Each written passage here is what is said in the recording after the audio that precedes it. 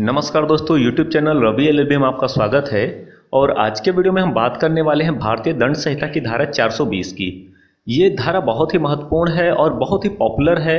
हर एक व्यक्ति जानता है कि धारा 420 क्या है, लेकिन धारा 420 का प्रावधान क्या है, इसमें आवश्यक तत्व क्या है, धारा 420 की परिभाषा क्या है, धारा 420 में सजा और जमानत का प्रावधान क्या है, इन सभी विषयों में आज के वीडियो में हम बात करने वाले हैं। तो वीडियो को अंत तक देखिए और यदि अभी तक आपने हमारे चैनल को सब्सक्राइब नहीं किया है तो चैनल को सब्सक्राइब कर लीजिए और बेल नोटिफिकेशन को प्रेस कर लीजिए ताकि लॉ से रिलेटेड नए वीडियो मिले आपको सबसे पहले। तो आइए शुरू करते हैं।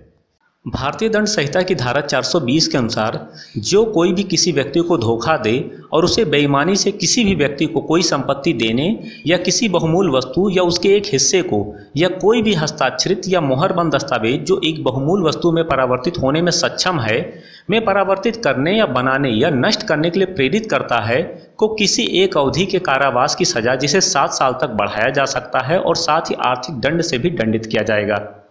धारा 420 का अर्थ, जब भी कोई व्यक्ति अपने स्वयं के लाभ के लिए किसी दूसरे व्यक्ति की संपत्ति को प्राप्त करने के उपक्रम में उसके साथ छल कपट धोखाधड़ी करके किसी प्रकार उसकी संपत्ति को प्राप्त कर लेता है, साथ ही उसके लिए वह नकली हस्ताक्षर करे या उस पर किसी प्रकार का आर्थिक या मानसिक दबाव बनाए, इस तरह के हथकंडे अपनाकर संपत्ति या ख्याति को प्राप्त करता है, तब उस परिस्थिति में लाभ प्राप्त करने वाले व्यक्ति के विरुद्ध भारतीय दंड संहिता की धारा 420 के तहत मुकदमा दर्ज किया जाता है।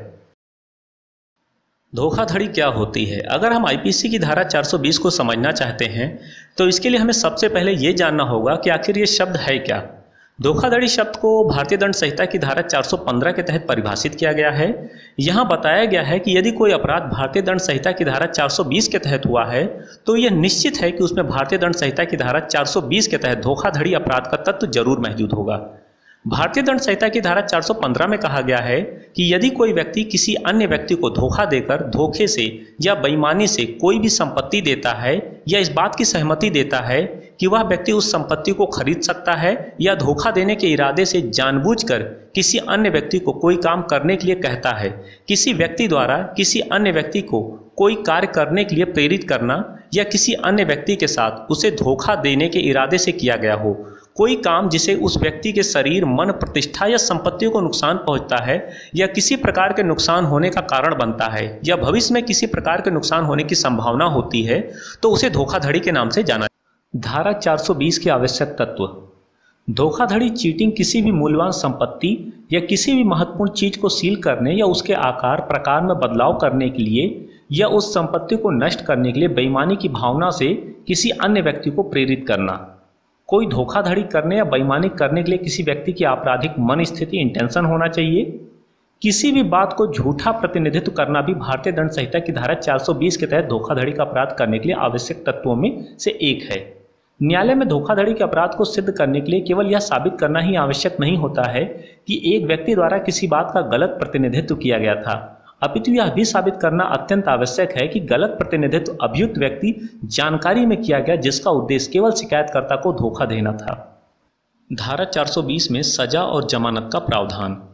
धारा 420 के अंतर्गत अधिकतम 7 वर्ष तक का कारावास निर्धारित किया गया है जो कि न्यायाधीश के द्वारा तय किया जाता है। कारावास के दंड के साथ साथ आर्थिक दंड देने का भी प्रावधान किया गया है जो कि न्यायाधीश जुर्म की संगीनता के आधार पर तय करते हैं।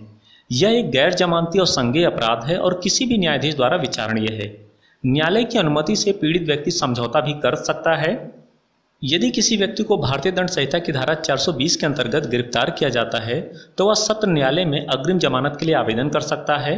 न्यायाधीश द्वारा स्वीकृति प्रदान करने के उपरांत ही अभियुक्त को जमानत प्रदान की जाती है। अभी तक जमानत के लिए कोई निर्धारित प्रक्रिया नहीं है या लेन देन की प्रकृति और आरोपों की गंभीरता पर निर्भर करता है।